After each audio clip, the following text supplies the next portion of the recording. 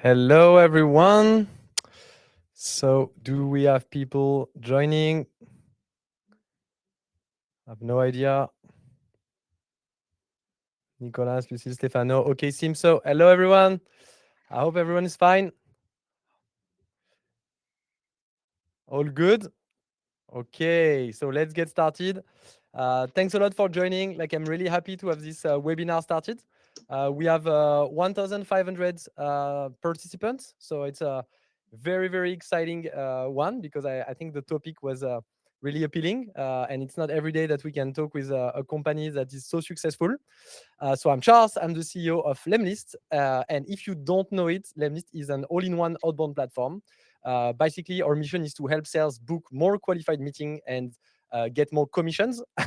And in Lemlist, you can find leads, you can find their emails, their phone numbers, and you can run personalized outbound campaigns across multiple channels from email, LinkedIn, phone, WhatsApp, and more. So we try to be an all-in-one that's simple to use and that helps sales achieve their quota and be very performing.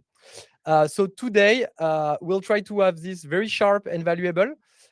We'll come a bit later on how you can contribute, but I'm sure everyone has seen the chat. I'm already seeing many people contribute. We're very lucky to have Jonathan join us. Thanks so much, Jonathan, for being here. And Jonathan has over 20 years of experience in sales. He's been at Intercom, at Lattice, and more recently at Elevenlabs, which is one of the fastest growing companies in the world. John, can you introduce yourself quickly?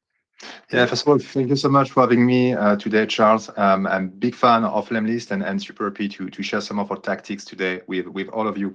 So my name is Jonathan Chemouny. I lead the sales development team at Elevenlabs. If you are not familiar with Elevenlabs, we are the leader in AI audio. So we are well known for text-to-speech, so synthetic voice, but we do so much more today. We do music, we do dubbing, and of course, we do agents, something that we're going to discuss today. Yeah, and actually, we are customers of Elevenlabs at Lemlist ourselves because you can use Elevenlabs technology in Lemlist by building AI voice notes. So you can clone your voice, or you can use actor's voice and send personalized voice notes through LinkedIn using Elevenlabs technology. So it's an amazing technology. And actually, last week we met at Elevenlabs Summit. Jonathan, did you like it? Listen, it was amazing. The venue was just so beautiful. I don't know what you think about it, but it was incredible. Also, the quality of the people and the quality of the sessions. I mean, it's not every day that you can have on stage the CEO of Klarna or Supercell or Sequoia. And I think that we had about 1,000 people attending to the events. So basically, it's a 6 Airbus plane, So it was really amazing. And what did you think about the event, Charles? No, the event was really awesome, to be honest. I was shocked because Matty, one of the co-founder of Elevenlabs, he did a live demo of the products, which was actually live. And so I was like, wow, this is so much risk taking, in front of thousands of people to try your product, and I feel like he was trust, he was hoping that it worked, but it worked very well. And the agent was impressive. So he simulated a discussion with the government, and I think it was really strong mark of courage to do a live test of his own product in front of everyone. So really loved it. So today the idea is to be very practical. So quick word. So we have a quick presentation just for you to know. You have the questions part. So I think you can. Here you have the questions, so you can ask questions. We'll partly answer to some questions, and we'll select some questions and answer them either during the flow or either at the end of the presentation. We'll try to make things very natural and simple and casual. And on top of that, you can use the chats. So I see that you're already answering where you come from. So I see people from London, from Santiago, from Budapest. So it's awesome. Thank you so much for joining from everywhere in the world, even India, where I think it's very late. So thanks everyone. Let's try to make this session very valuable. So first of all, Elevenlabs is a 330 million ARR company in 3 years. So I think the first question for me, Jonathan, is you've been in the company for 1 year now. How do you explain such success and what people can take from Elevenlabs success in their own business? Yeah, so that's a good question. And as you can imagine, at the moment, many people are asking me the same question. So how do you explain the success? I think it's multiple things. The but the main one is the people working at Elevenlabs. And it's not only in GTM, it's everywhere. So it can be support, can be product, research, of course, finance. Everybody are just very, very impressive. So we recruit talented people. Personally, I had good experience, as you mentioned in the intro, but I can tell you that when I joined Elevenlabs, I was impressed by the people. You know, this imposter syndrome that you can have sometimes. This is what it was really my thing at this time. So I think this is the first thing, making sure that we recruit the right people. We can double click on this later if you want. The second thing also, we are recruiting people who are really AI fluent, who understand what is AI, who know how to become super productive with the AI. And it helps to work faster. The story of Elevenlabs is not just the ARR or Series D, it's how fast we are growing. And it's just because of AI and how we work. And the last piece about the people, I would say, is this entrepreneurial mindset. At Elevenlabs, and this is something that I said to all my team, we don't ask for permission, but for forgiveness.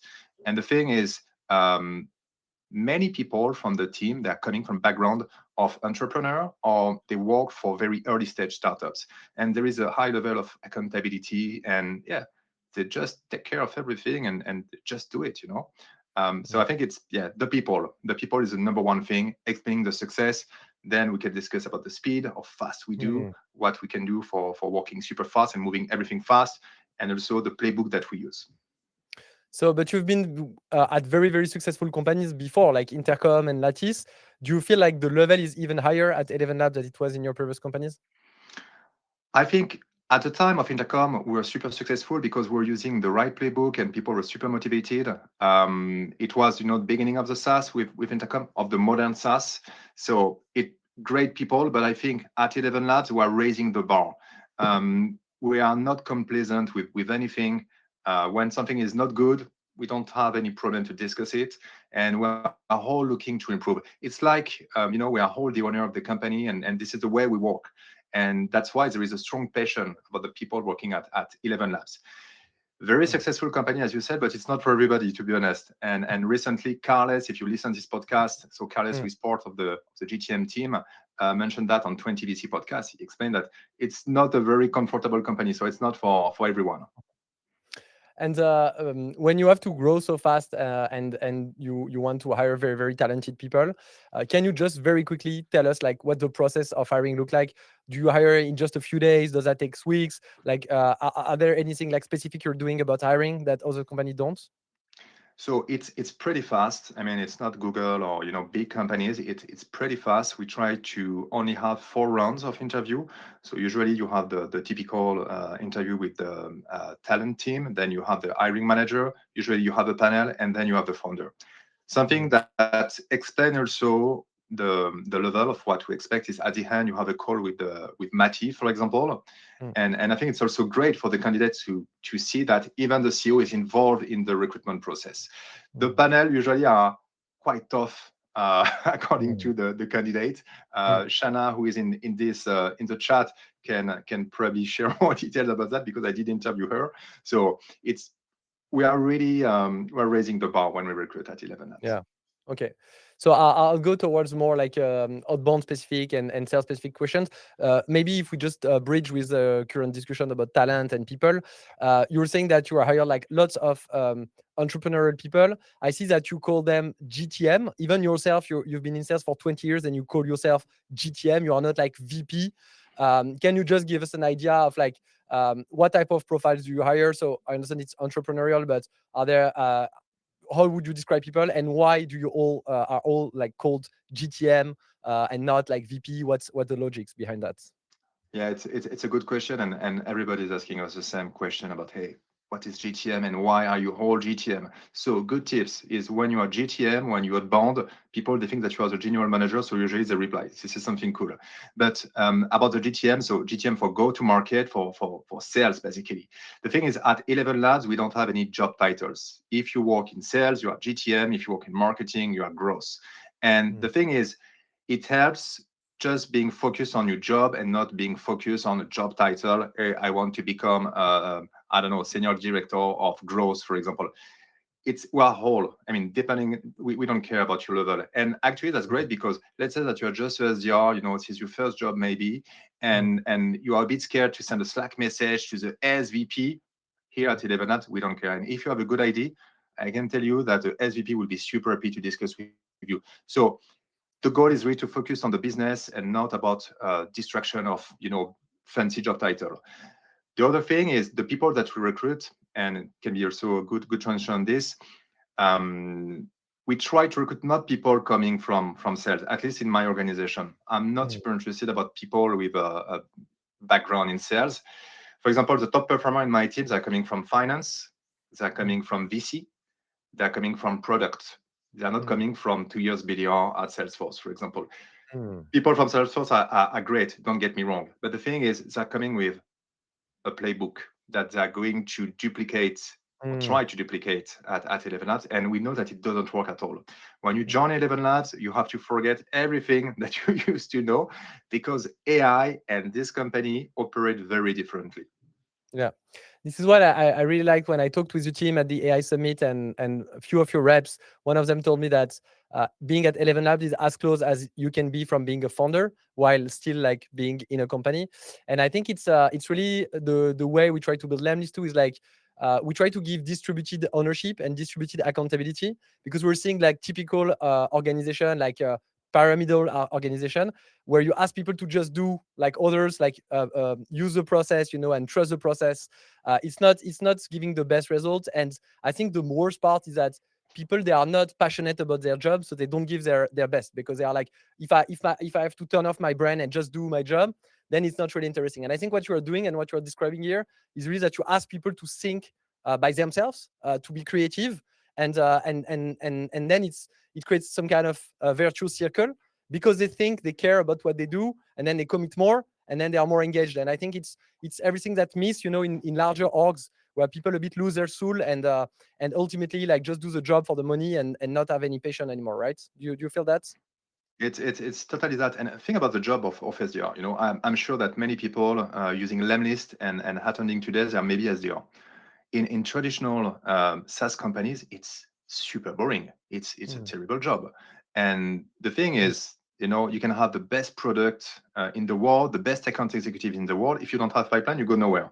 So the SDR role and sourcing pipeline is critical for any company. But the thing is, the job is super boring. And you can ask any SDR, what do you want to do in 12 months? AE. Of course, they want to do that because the job is boring. And the job is boring just because we made it boring, right? Just sending stupid emails all the time, you know, following up on my previous email. It's stupid. So that's why the whole playbook is broken. And I'm super happy to have this conversation with you because I'm sure that Lemlist will also super align about how we can create value. And when you make the job more interesting, the people doing this job are more passionate and they will be more productive also. Yeah. Okay. So let's get into like the GTM part, and with more concrete thing. I'm seeing like lots of good questions. I think we try to cover them, at least most of them. There is a good question about like what's the average deal size at Elevenlabs? I assume it's range a lot, but just in 1 minute, can you tell us like the type of deals and the size of deals that you're doing from yeah. Changing a lot just because our product offering is changing a lot. I mean, let's say 18 months ago, it was only the text to speech. Now we provide agents, we provide transcription, we provide music. So it changed a lot. I would say a very small deal will be somewhere around 30 to 40K. And enterprise, we'll talk about millions. Okay. So yeah, so from 30K a year to a few millions. Okay. Something interesting, Sean, to mention, and I'm sure someone is going to ask this question, is a sales cycle, because everything is connected, you know. Something where me personally was super impressed when I joined Elevenlabs is how fast we are closing deals, how fast. I mean, you can close $1 million in just 4 weeks, so super fast. And one of the reasons about why it's so fast is because SDR, so SDR is the first touch point, you know, when we meet the prospect. We're going to go so deep with them. We're going to provide a lot of value. It's not just a typical sales process where, okay, so maybe if I qualify you, you will have a demo and maybe you will learn about the pricing, blah, blah, blah. So because we create super strong relationship, because we are able to uncover super quickly some pain points, the sales cycle is faster than any other company. Okay, that's really interesting considering like it's very new. So you could imagine that there is a lot of pushback in an enterprise account to sign $1 million deal for AI voice. You could think that could take years. So that's really interesting. And so for you, the key to that is like really the quality of the relationship, and the fact that you're able to like ask very good question and qualify very well your accounts, right? Absolutely. We don't follow the traditional band, for example, qualification. We operate like account executives. So we are going to go super deep on the pain point and on the positive business outcomes. And then we're going to map, all the decision criteria and everything that we know. So we do that at the SDR level. Okay. Maybe just what can you tell us about like the mix between inbound and outbound? Like what's the percentage of outbound? How does it evolve? And like yeah, what does Yeah, that look like? it's a good question. So I'm sure many people here think, okay, Elevenlabs, super hype companies, they have a ton of inbound and life is good. Yes and no. I explain. When I joined the company a year ago, we had about 95% inbound. Wow, 95% inbound. So really high volume. And outbound, we didn't work so much outbound. And that it's very dangerous when you do that because you are not in control of your destiny, because you don't decide the deal size, because you don't decide which territory you are going to address, which ICP, and so on. So it's super dangerous. You're not in control of your destiny. And me, when I joined the company, one of my goal was to start this outbound motion. So as we speak, this morning, we're at 46% outbound, while growing like crazy the total volume of pipeline. So that's why it's pretty good. And I'm going to explain you how we did that. But basically, it was the critical for us. And inbound, this is what I said to my team, it's just nice to have. I'm super happy to have inbound, but the main focus is outbound. When you worked well the outbound, you have inbound. Okay, so when you joined, you had like 1 year ago, you had like 5% in outbound. Now you have like 45% outbound, so it's like almost half. And how does that compare in terms of like average deal size and sales cycle lengths? Do you see big differences between outbound and inbound? So outbound, as you can imagine, the sales cycle will be longer. And the reason is very simple, is the maturity. But on the other hand, the deal size will be also bigger. And what we notice is outbound deals, you are going to increase the win rate on the outbound. Why? Just because you build a strong relationship from day one, because you deeply understand their pain point. And because it's an outbound, we're also investing a lot with them. We want to close this type of deals. Okay. Can you tell me like just in practice a few things about like how do you operate outbound? I think you're like organized by country because you're now almost 100 people in GTM. So how are you organized? Like are you organized by country, right? And then how does that look like? Like if you are like 5 people on France or 10 people in the UK, I don't know. Like is it an open territory or do you have like territory management, and how do you organize for outbounds? Yeah, so at the beginning it was messy, I have to say. But it's normal, it's part of the culture. And then we started to be more focused. It's super important to be focused. And the first thing was to be focused on territory. Also, what we know is very important to be close to our prospects. So I try to recruit locally. So if I have someone in France, I will recruit Asia in France, for example. So at the moment, we have multiple regions for SDRs aligned with the account executives and the CSM. So this is how we work. It's a small team. When I say to the people that it's a team, last year we finished with 6 SDR only. It's crazy. It's crazy. Okay. And there is a question about the win rate. Do you know, like, do you have any idea of the win rate, average outbound, inbound, or versus depending on the deal size? Do you have any idea? Yeah, I don't have the number on top of my head. I don't want to tell you something wrong, but Okay. it's better with outbound. Okay. Okay. And so basically, so you started like from having like no organization, now you start to have some territory organization. And in terms of role, you mentioned SDR, but I think you have lots of like full cycle sales too. So what are the different types of role? Because you mentioned GTM, you mentioned SDR. So what does that look like today, the organization, in terms of ownership?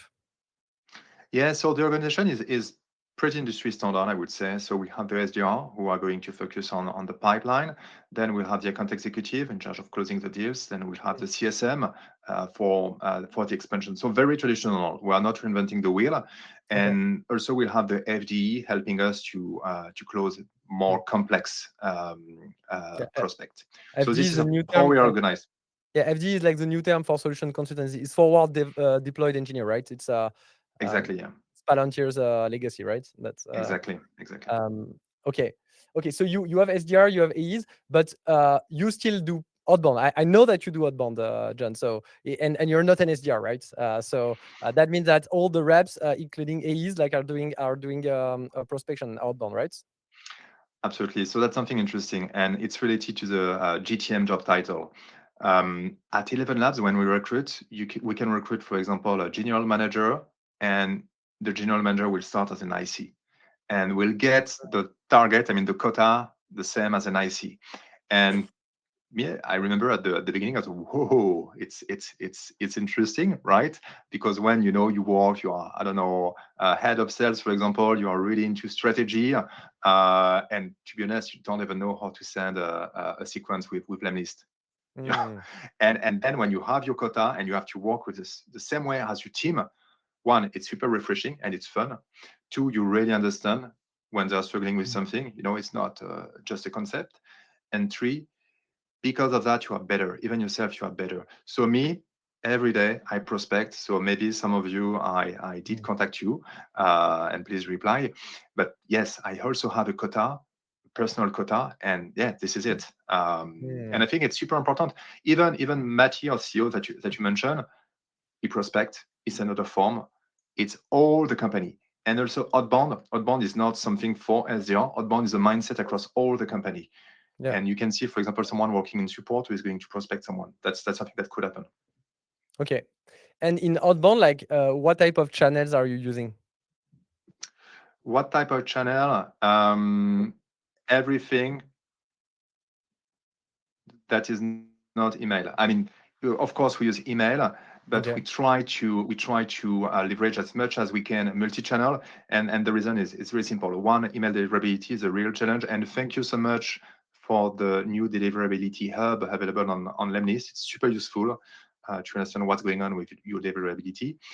But the thing is, yeah, email is difficult. Two, it's very difficult to be innovative with the email. So that's why, 5-6 years ago, I remember I was leading a team at this time of BDR. It was all about, okay, you have to send, 100 emails a day. Today, one, it's impossible, and two, it's counterproductive to do that. So at the moment, like everybody, I use a lot LinkedIn. And when I say LinkedIn, it's not just sending messages, it's audio notes, and I'm a big fan of the Lemlist AI audio notes. It's great to provide, a very personalized experience, so you can clone your voice and send a message super personalized with variables. So it works really well. And as you can imagine, when you're selling AI voice like me, it's a dream, because what I say is, hey, I wanted to invite you to a demo, but actually, this is a demo. The voice that you are listening right now is actually recorded with a clone of my voice. So this is what you can see, I guess. Yeah, no, not this one, but yes, it's an audio note. I'm sure we'll find the. Yeah, oh, it was this one. Yeah, it's this. So with Lemlist, you can do that. So I use it a lot. And another channel that you introduced recently, and at the beginning I was, I'm not sure it's going to work, and actually it's a big success, is WhatsApp. So WhatsApp, and this is my recommendation, don't use it as a first touch message, because it's not going to work. It's super intrusive. But when you start to have some relationship with the prospect, then you can implement WhatsApp in your sequence, and it's amazing. Honestly, I'm surprised every day. People reply, and basically WhatsApp is my new inbox today. I spend more time on WhatsApp than on my inbox. Yeah, I think like WhatsApp is, like, as you said, it's a double-edged sword. So that's not something you should blast. And actually, you'll get banned. We know it because we orchestrate that at Lemlist. So we don't recommend doing WhatsApp as like the first channel, as you said. But when you know someone, like for nurturing, or when you have a beginning of relationship, it's an amazing channel. And actually, it was really funny, like the answer from the lead that say, "Are you an AI?"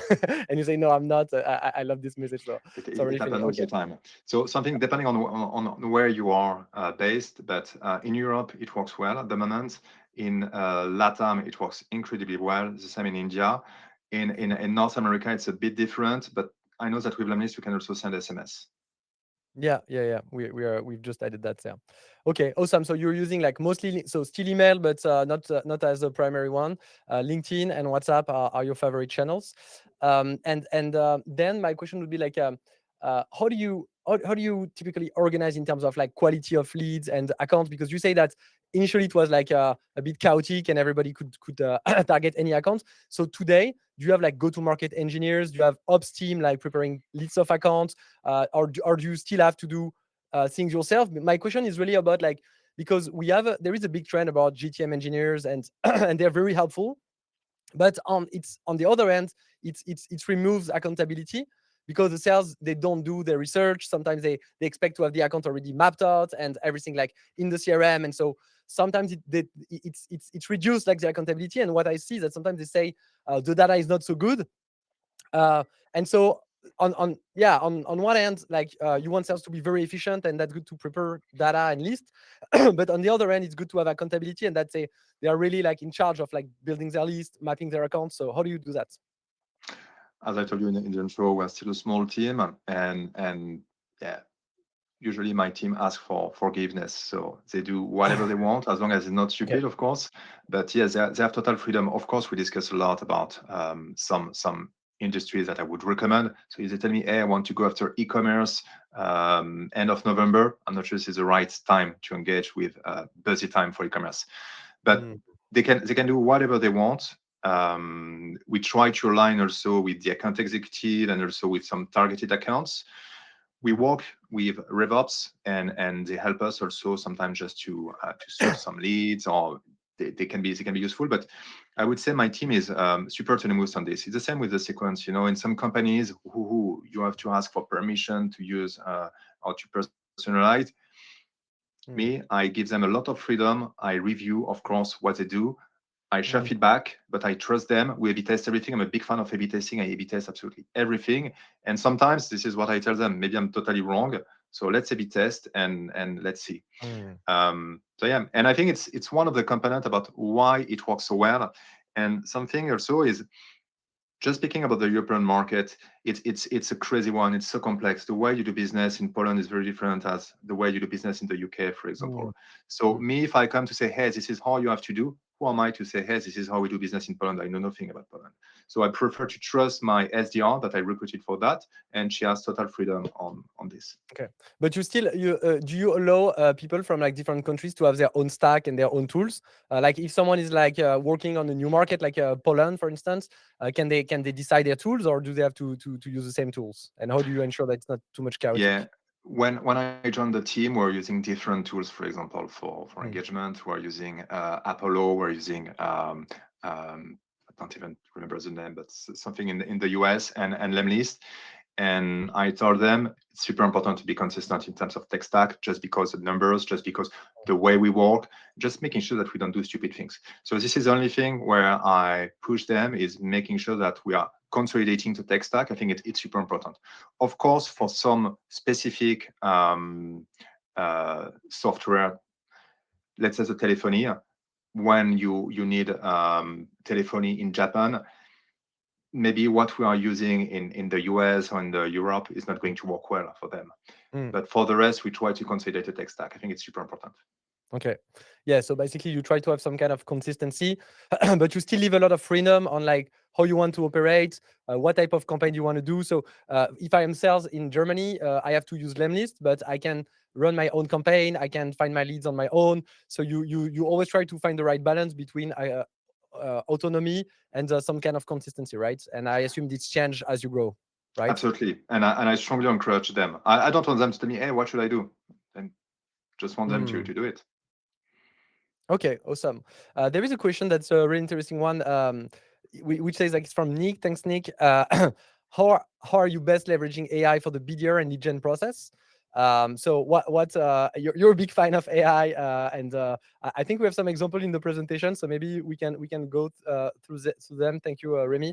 But maybe you can share a few examples of like AI in sales and AI in lead generation.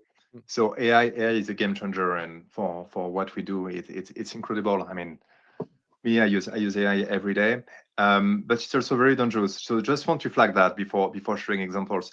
I'm I'm shocked sometimes when I receive an email about someone. Hey, I listened to your podcast in 2017, and you said at the 39th minute that, guys, it's not true. You know that. It's so weird. So I think it's important also to get your own style and to be human on the way you prospect. Using relying too much on AI can be weird sometimes. So just be careful on that. The way I use it at Elevenlabs, I use it in a very different way. I use, as I mentioned, the AI audio notes. I use of course our product at Elevenlabs. We have an incredible product. So I try to use them and dog food as much as I can. So here there is an example of what I did with Swatch. So if there is someone from Swatch, it's just an example here, but I would be super happy to have a conversation with you. So what we know is video isn't super powerful. So for example, me on LinkedIn, I send videos. Okay, and something cool now recently with Lemlist, you can attach videos, so it's super powerful. But the thing is, I want to make it fun, the video, and I want to make it personalized. The thing is, sometimes it's quite difficult to record in the same language as my lead, or it's difficult to find something that will be different. So here, let's say an example for Swatch, where I'm going to create some text. I'm going to find the right leads, and then I'm going to sequence them.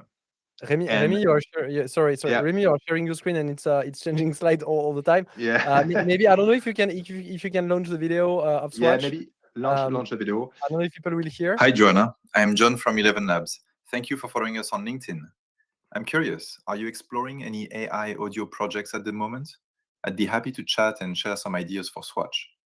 By the way, I love your collaboration with Guggenheim. So here, there is a little bit of latency just because we're screencasting, but the normal videos, there is no latency. It's the video is not me. It's a clone of my voice, and the only thing that is real is actually the Swatch background. And everything has been made with Elevenlabs in just, let's say, 2 minutes. And this is the kind of thing that we can do. Shana, who is part of my team, she had good success recently with a big bank in France using these tactics and just engaging with the brand like in a natural way with a background, or we can imagine anything. We can be super creative now with AI. And this kind of video format, the prospect, when they're going to receive it, it will be, wow, it's interesting. So it's something that I started to use, and so far we have very, very, very good results with that. I think what you say is like really interesting. Is like I think AI is very powerful, but that doesn't mean that people should not think, And I think it's if I have to summarize everything you're saying, that you're using AI, but you're still thinking, and you are expecting the team to think. This is what you're saying when you say, like, I'm not hiring sales who already have their playbook and come with already a full methodology. I'm hiring people who are smart and we can find new playbooks.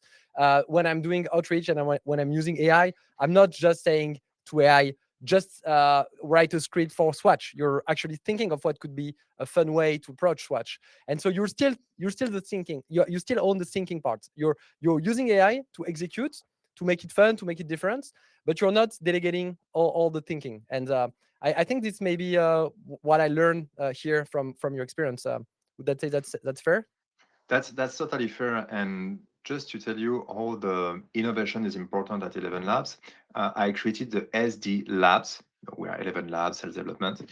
And basically what we do is once a month, I bring a whole SDR globally, and we discuss about innovative tactics. And my starting point is, imagine you are in 2012 and you are Snapchat and someone is saying, hey, we're going to do something really weird. We're going to create a messenger, but messages are going to disappear. Weird. big success, you know. And this is what I expect from the team, to come with ideas that maybe on the purpose are a bit weird, but at the end we're going to test and let's see, you know.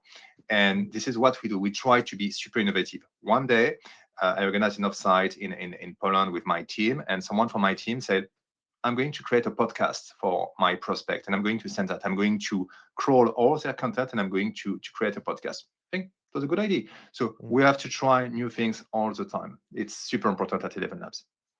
Yeah, the creativity, and this is what is very exciting about Outbound, and this is why I love being in this industry. It's because like creativity is like a big differentiator, and like we've seen in the history of Outbound that creative people has always been like the one who are leading, and you know, and when something becomes mainstream, it's less efficient. So you always need to be creative, and it's the same with advertising. Actually, when you're doing a boring advertising, it's like you're not catching anyone's attention, and it's the same for Outbound. You need to be creative. So. Okay, very interesting question about Grant. Thanks, Grant. What are your SDR's main objective day to day? So cold calling, personalized outreach. So when you think of the SDR team, like on what type of targets do you evaluate them? Is it only on the end goal, like the qualified pipeline they generate? Are you looking at activity metrics? How do you assess their performance overall? So what I'm going to say is very weird and sounds counterproductive. I'm not super interested about the volume of activities itself. So for example, if someone is saying me, hey, I sent 200 emails today, I say, okay, great. It's bad, actually. So I'm more interested about the volume of opportunities. I'm more interested about the number of meetings that they had. And I'm more interested about how many people they're going to meet on site during the week. I want them to be on site. I want them to be visible on the market. I want them to educate the market about our technology. It's number one thing. So it's very funny. Just sharing with you something. When someone in charge of the event joined us, she asked me, USDR, do they go to the events? Of course, they go to the event, and I want them to go to the event because this is where you discuss in real life with the prospects that you are going to learn so much, that you are going to understand the pain points, that you are going to understand an industry, to understand your territory. It's not when you stay behind your screen. So a tip that I recommend to everybody is meet people in real life for coffee, breakfast, whatever you want. Meet them in their office. It's so interesting. So my reps traveling all the time. I can tell you on ramp, they're spending a ton of money, and that's fine because they're super productive. They're crushing the numbers. They meet people. And for example, Oscar that you met, Charles, the guy is his own channel. The guy now is everywhere. Every time he's going to meet someone, he's going to do an interview. And now he gets pipeline. You know, we discussed about inbound. Actually, for him, he created his own source of pipeline. This is what I want. A big focus on his territory and creating his own source of pipeline. Okay. And so even SDR can go in person to meet their prospects, or is it only for AEs? Can be on their own, and I strongly recommend them to do that. So sometimes we target a city. You know, it's very the Uber approach. We target a city, and basically it's okay. Today I want 10 meetings back to back, and I want them just to prospect, and I join them sometimes. And the thing is, I want to meet as many people as possible, and it works very well. Okay, awesome. I remember when we did prep, we had a quick discussion about signals. What's your approach about signals and intent data, generally speaking? I think you remember in the past it was all about, okay, I'm going to send emails and you know the pray and pray. I think it's gone. We all know that. Today it's all about the context, and the signals are great. So for example, someone who is going to engage on my content on LinkedIn, something that I love personally. So I have multiple signals on Lemlist for that. It's super actionable because you know that there is an intent from them. So you have the right to engage with them. Why Outbound doesn't work is because you contact people, they have no idea about who you are, they're not interested, there is no reason, there is no context. When you have context, someone who is, for example, following your company, someone who is engaging with your LinkedIn post, someone who's, you know, interested about something that you share, yes, you have the right to engage with them, and it's fine. So signals, in my opinion, this is a future for Outbound, because it makes it super easy actually to understand what's going on with your brand. 100%. And we're big believers of this, because the latest Lemlist feature is called Signal. So I'm 100% aligned with that. There is a good question from Remy, and actually it's linked to another part of your sales funnel, which is like inbound. You receive lots of inbound, and you have actually built an agent. Can you tell us, like, how do you do to prioritize inbound lead, to score them, and how do you make sure that you manage them all as well as possible? Yes. So just to give you some context, back in June last year, we launched a new model and big success. And the problem is we started to have a high volume of inbound. And the thing is, when my reps were focusing on replying to inbound, then they didn't outbound, which was a big problem for me. You remember what I said in the intro? Outbound. So the thing is, we started to create an inbound AI agent. Just because it was my draft at the beginning, we kept the name, which was a John AI agent, where basically we're going to qualify. So today, if you come on a website and you are going just to fill out the form, then you can engage directly with the inbound agent, and you can schedule a meeting. The thing is, today, if you contact us on Friday, 9 p.m., very unlikely that someone is going to reply to you. I hope that my reps are having a nice weekend. So you will get an answer on the Monday. Then we're going to send you a Calendly. If we are lucky, if deliverability God is with us, you're going to receive our email.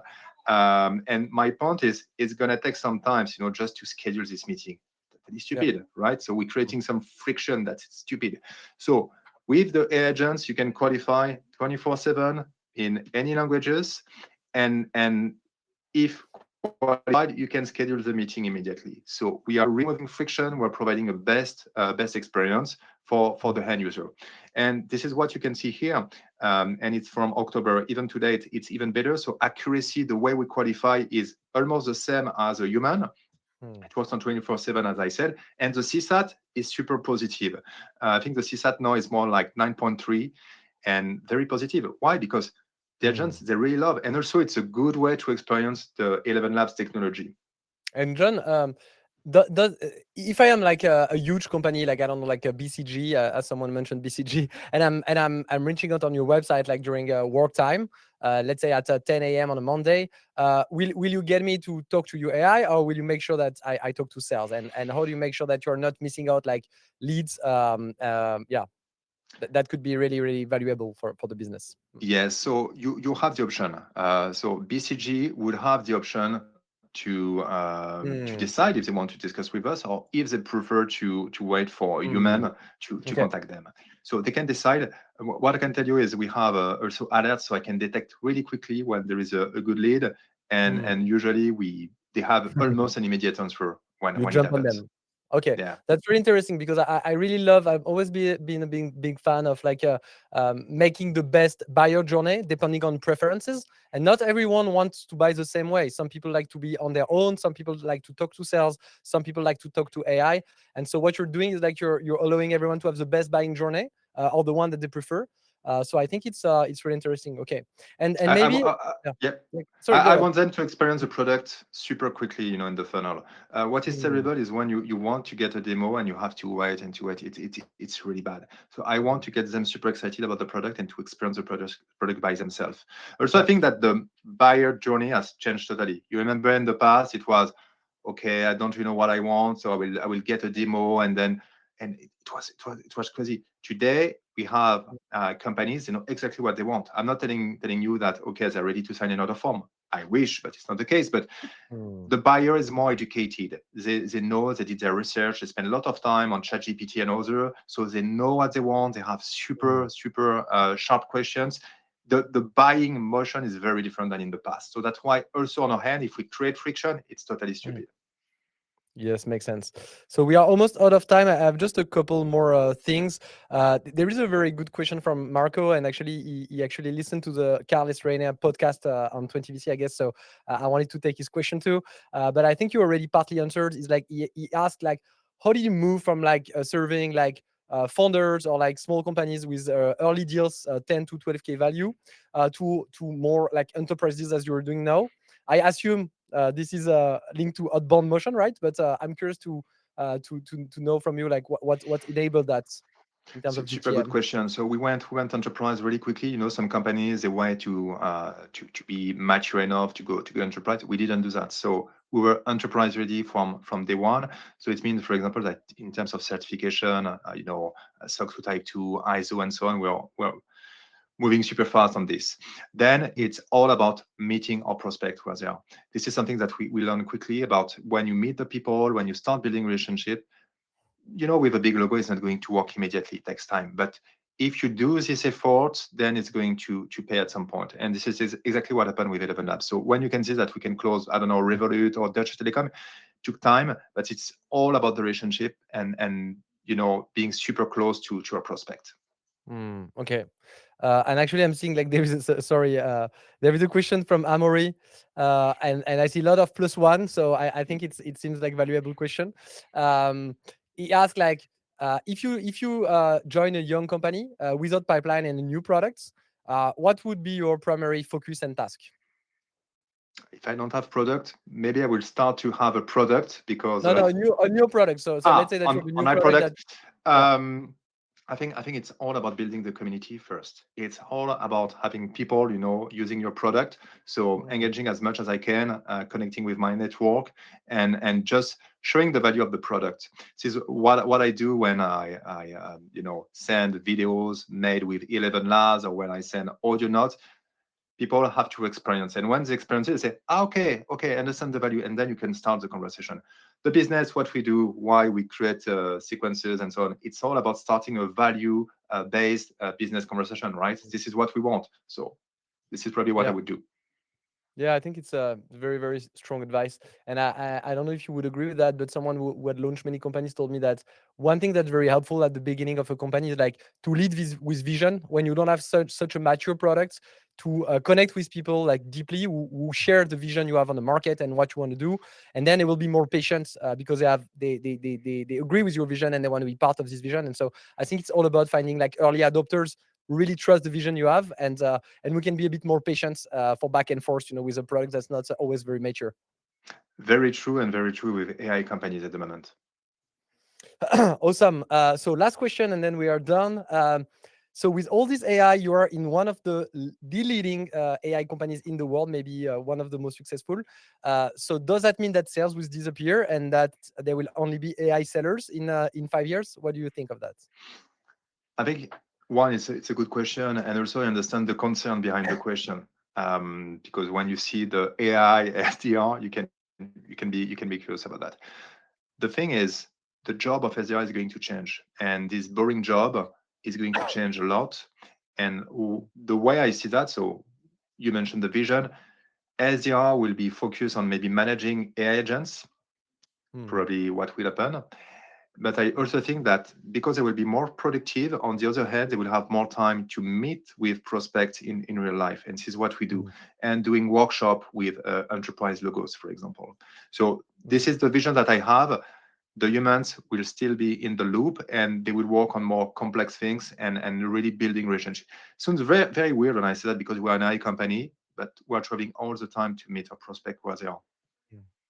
Yeah, so humans will do things that AI can't do. Absolutely.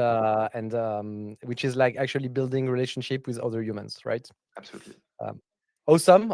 Thanks so much, John. It was like really, really valuable. We covered like so many topics. I hope you liked it.